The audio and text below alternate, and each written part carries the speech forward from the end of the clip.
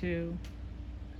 Hi, everybody. I'm Jan Wall. This is Jan Wall Showbiz. From the earliest age possible, I fell in love with this woman. This is Mae West, okay?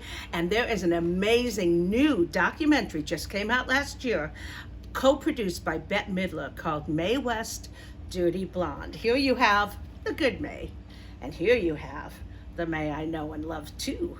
And she said, "Is that a pistol in your pocket, or you're just glad to see me?" And a lot of that, I used to be Snow White, but I drifted. That all comes from her own pen, her own mind. She didn't. The great thing about this documentary, Mae West, Dirty Blonde, is it puts her into context, socially and sexually, and politically. What she did to change the way women are treated on film and off, when it comes to not being punished for having big lives, being able to end the movie still happy. It's just remarkable, living lives out loud. Mae West started a lot of it, and this is a documentary to see, Mae West, Dirty Blonde. All you have to do is Google it, and there it'll be. Okay? All right, let's go now to something more current, and that would be one of my favorite movies of the last few years. It's called The Two Popes. This movie is fascinating. It tells you the true story of what happened when one pope was leaving and another pope was beginning. I originally ran to this film because of Jonathan Pryce. He's one of my favorite actors. Before this, a lot of people weren't aware of this great actor, so I always follow him. Anyway, this is a really fine film. You've got Anthony Hopkins, you've got the true story of these two very different popes, and just great. Okay, The Two Popes, very easy to find. Next we have, hey, anytime I can see something about a woman pretending to be a man, pretending to be a woman. I mean, it's so fun. It's so gender bending, kind of like Tootsie, where he's a better man because he became a woman. I mean, there's all kinds of questions here, but they're beautifully answered in Victor Victoria. What a fun film. If you've seen it before, this is the time during COVID, during all this lockdown, see it again and reappreciate wonderful dancing, very Bob Fosse-like in some numbers, and a chance to see Robert Preston, my favorite music man, as a drag queen. I mean, how much better does it get than that? So that's Victor Victoria. By the way, when I interviewed James Garner, he told me his favorite leading woman was Julie Andrews, but not this film. It was the Americanization of Emily because of the Patty Chayefsky script. It's so brilliant. However, this is a blast, and he loved doing it. Next, we're going to go back to classic Hollywood. Sometimes you fall in love with a character. You just fall in love. Well, I fell in love with a character named Waldo Lydecker. He's a critic and a radio star, and he is the man who controls Laura. Laura is Gene Tierney at her most beautiful. Waldo Lydecker is played by one of my favorites, Clifton Webb. And he is just so great. I mean, he's great in The Razor's Edge. Only see the original, please. And he's great in Mr. Belvedere and all kinds of movies. But in this, Waldo Lydecker and the object of his obsession, Laura. Vincent Price also, named Judith Anderson. So good, you won't believe it. Now here's something different. I love documentaries.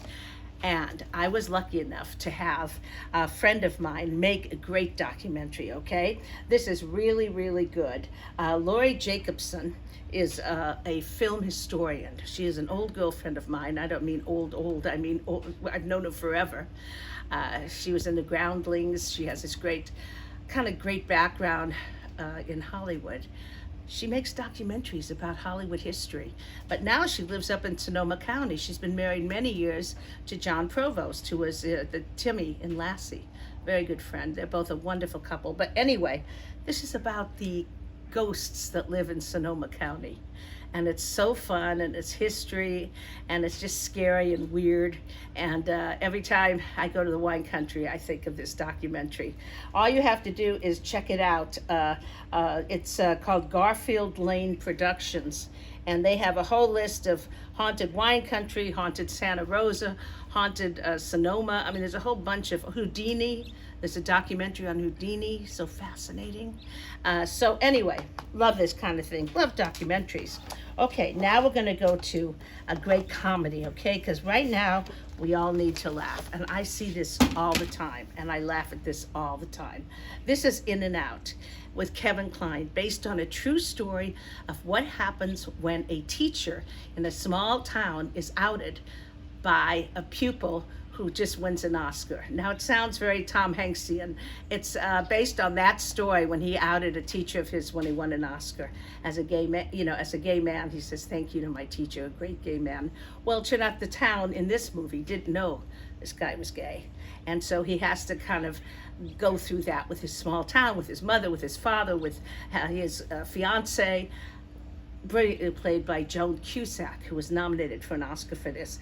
Tom Selleck is in this, and they have the longest kiss, Tom Selleck and Kevin Kline, in movie history at that point between the two men.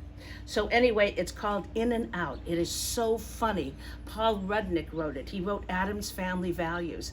He's written lots of great things. Jeffrey. It's clever, it's funny, it's brilliant. In and Out, it will make you laugh out loud. So that's a reason to see it. Now, let's talk about sex. Get the kids out of the room. We're going to talk about sex for a minute.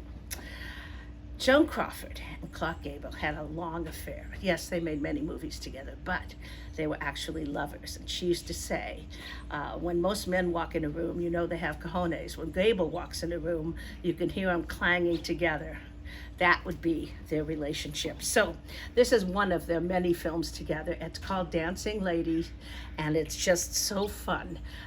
He's a tough producer. She's a showgirl who'll do anything to get in the show and be on the front line. It's just a ball, and the sexual chemistry between the two of them. So this is Dancing Lady. Really terrific. And why not, while we're on sex, keep the kids out of the room. This is called Did He or Didn't He? This is one of these great books, right? Did He or Didn't He? The Intimate Sex Lives of 201 Famous Men. Did he or didn't he? Okay, you find out who did it, like, Cary Grant, Tyrone Power, Fred Astaire, and he wasn't dancing. I mean, it's a wild book about the sex lives of famous people.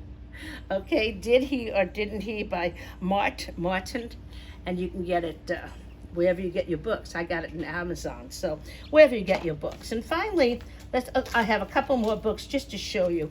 This is the behind-the-scenes story, and it is so detailed, everything from the camera work to the casting to the costumes, by Ori Kelly. This is Some Like It Hot, the making of Some Like It Hot, by Tony Curtis with Mark Vieira. And Tony was a friend of mine. I was very lucky to know him at the end of his life. And this is all about the quotes, the writing, the style, everything about Some Like It Hot. So fun, such a good time. And if you love that movie the way I do, well, I bet you do. And I'm going to end with a chance to go out to dinner with the stars. This is so glamorous, okay? It's a coffee table book. Big old coffee table book. Loads of pictures. Fabulous pictures everywhere. This is called Out with the Stars, okay? And this is Hollywood nightlife in the golden era. This is so fascinating. If you're a foodie, you don't even have to like Hollywood. If you're a foodie, this is great. This is all the wonderful restaurants. The Brown Derby, where they invented the Cobb salad. And Luella Parsons used to have grapefruit cake because she thought it wasn't fattening. Grapefruit cake. Oh, that whipped cream will get you every time. Anyway, you get to go all over, from nightclubs like Ciro's to Scandia. When I was a little girl, I used to go to a lot of those places. Scandia is where we used to see Rosalind Russell, yeah. And Madame Wu's, where Danny Kaye made Chinese food. I mean, I'm telling you, this is so fun. And it's just one of those times where you're sitting around and you got nothing to do, and you just start getting involved in the world of great restaurants and great stars. So that's the story right now. Next week we'll be back, and I can't wait because the world of showbiz is fun. This is Jan Wall. See you next time.